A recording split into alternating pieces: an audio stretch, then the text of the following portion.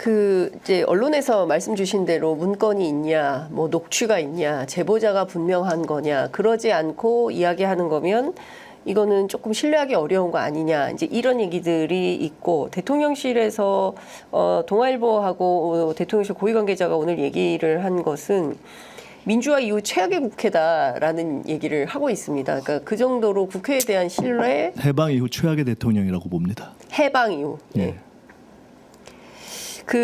지금 말씀 주신 내용에서 제가 문건이 있냐 없냐 뭐 이 부분은 언론이 굉장히 이제 주목하고 있는 대목인데, 문건이 있다면 이거는 정말 문건까지 확인된 거면 그러면 거의 끝나는 건데, 실제로 민주당이 갖고 있으면서 공개하지 않는 거라고 저희가 보면 됩니까? 아니면 제가 이 문제는 처음 시작할 때부터 차차 말씀드리겠다고 이야기했습니다. 그 이상은 아마 말씀 안 드릴 겁니다. 차차 말씀드릴 겁니다. 차차. 예. 예. 저희가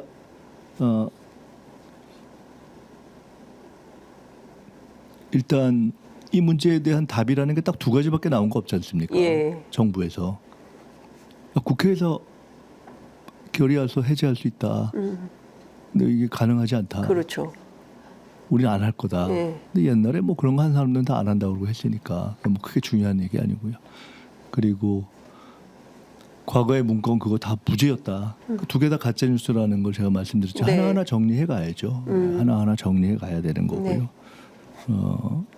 그렇게 정리해 가야죠. 네. 그리고 오늘 제가 아까 뭐 여러 가지 중에 한 가지 일단 지적된 것을 말씀드렸지 않습니까? 네. 언론이 주목 못한 건데요. 네. 일부 기사가 났지만 네. 그것이 갖는 의미를 정확하게 주목하지 못했고 그렇습니다.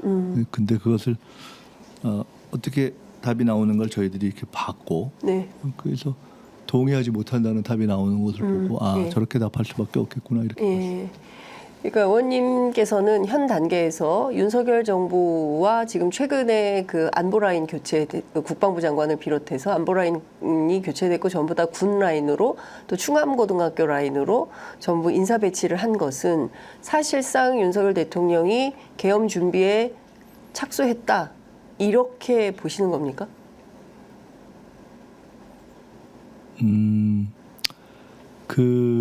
이렇게 말씀을 드릴게요. 예. 정상적으로 예.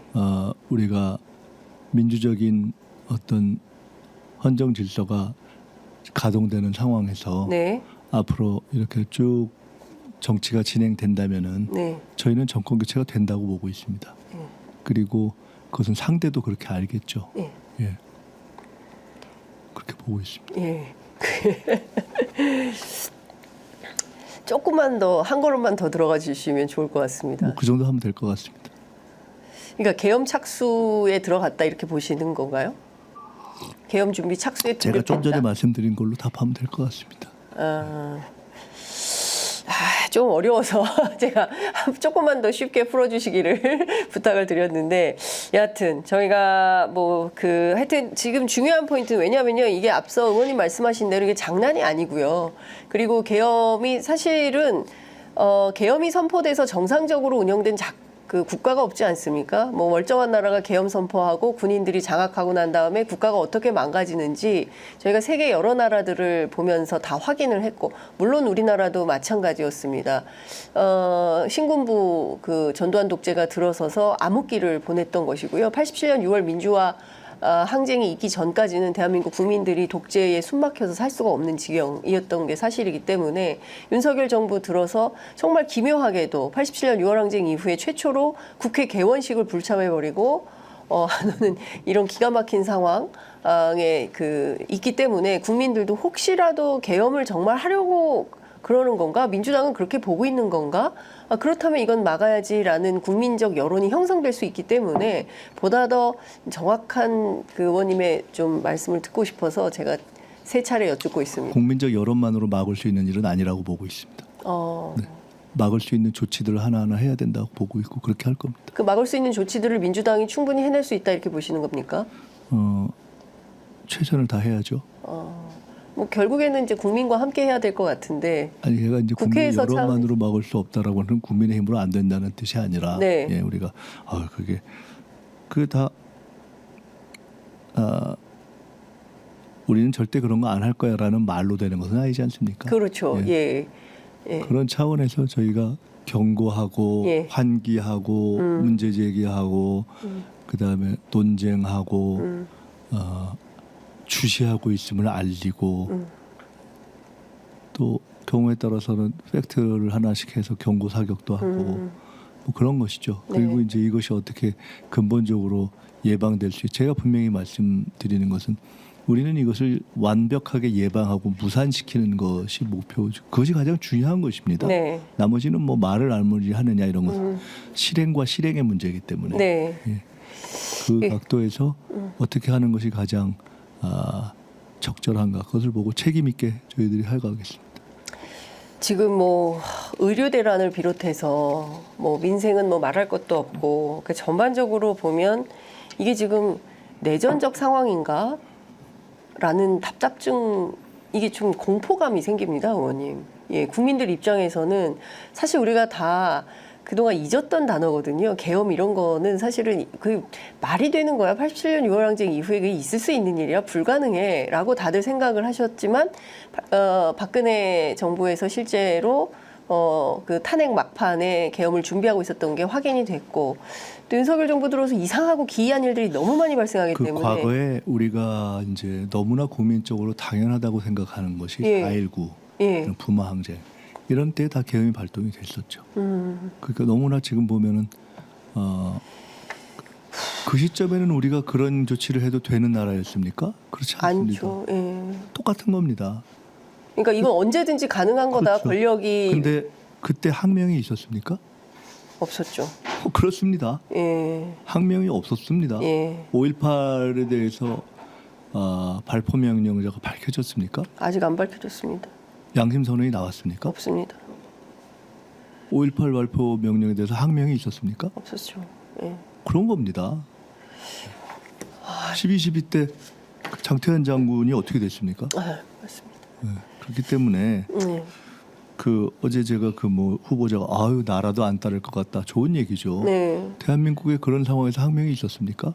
항명을 보호하는 법이 있습니까?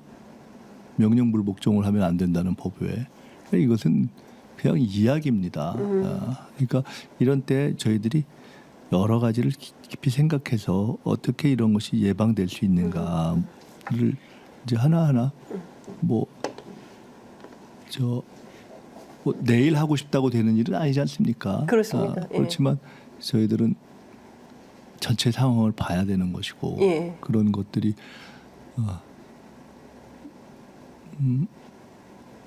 아니, 도둑질도 저 도둑할 집부터 보면서 시간이 걸리겠죠. 그런 거기 때문에 그걸 보고서 가만히 있는 거는 또 어리석은 거죠. 예, 그것을 보면서 또 이렇게 명분도 만들고 있는 명분에 대해서부터 하나하나 정리를 해야 되고 그런 등등을 해야 되는 거죠. 근데 손 놓고 있고 미리 상황을 얘기하면서 말을 안 하고 그것도 옳지 않겠죠. 네.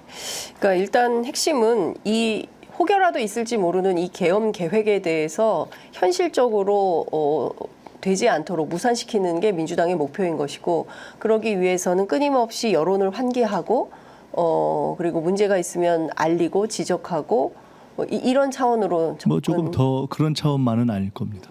예.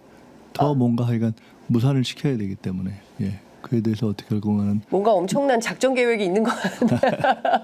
제가 박근혜 정부 때 제가 막 너무 막 이상한 일들이 많이 생겨서 소위 박근혜 정부 안에서 어떤 컨틴전시 플랜 같은 게 준비 중이다라는 보도를 제가 한 바 있었는데 마치 지금 민주당 안에서 어떤 비상 계획을 갖고 있고 또 정부하고 이제 이렇게 하면서 아니 뭐 우리가 저희도 이렇게 뭐 그냥 함부로 얘기를 할 수는 없는 거 아닙니까? 그렇습니다. 이런 예. 또 제가 이런 얘기를 그렇게 막 던지는 스타일이 아니라는 아니죠. 걸 예. 많은 분들이 아시지 않습니까? 그렇습니다. 정치권에서도 아시고. 그래서 다들 김민석 의원님 입만 쳐다보고 있었습니다. 의원님께서 오늘 무슨 말씀을 하시냐가 굉장히 중요하다. 그렇기 때문에 예. 그것을 저희들이 하나하나 이렇게 하겠습니다.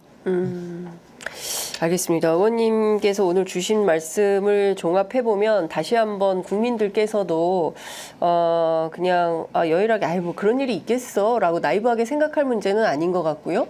민주당에서 제기하는 이슈나 의혹 또는 정보들에 대하여 촉각을 곤두세우고 전 국민적으로 지켜봐야 이에 대해서 되겠다. 택도 안 된다. 예. 우리가 가짜 뉴스 저질 선동이다라고 얘기하는 것들이 아니라는 것부터 정리가 돼야죠. 예. 그러니까 뭐 그렇게 얘기하는 분들 윤석열 대통령이든 뭐 비서실장이든 한동훈 대표든 TV 문제 토론 얘기하고 합시다. 싶으면 오라고 하십시오. 예. 제가 뭐 다 얼마든지 얘기해 줄 만나드리겠다. 테니까. 예. 예.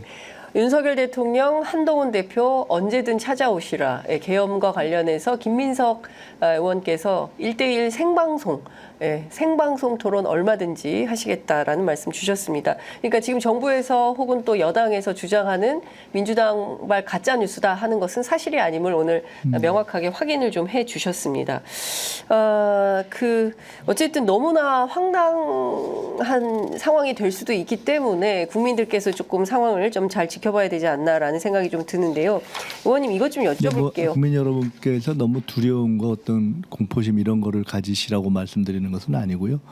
저는 역사의 발전을 믿고 그리고 보통 우리가 어떤 비유식으로 얘기한다면 뭐 세익스피어나 이런 예를 든다면 보통 어떤 역사에서 어떤 일들이 두 번 반복되는데 한 번은 비극으로 한 번은 희극으로 뭐 이런 얘기도 있죠. 그래서 이게 뭐 결국은 저희들이 국민적인 역량과 시대의 흐름과 또 저희들이 여러 가지 경험들이 있고 하기 때문에 이것들 체계적으로 잘 대처하면서 그런 일이 없도록 해야죠. 그렇게 해서 필연적으로 이루어질 어떤 새로운 정권의 등장, 국민이 기대하는 네. 정권 교체 이 과정에 다른 변수가 없도록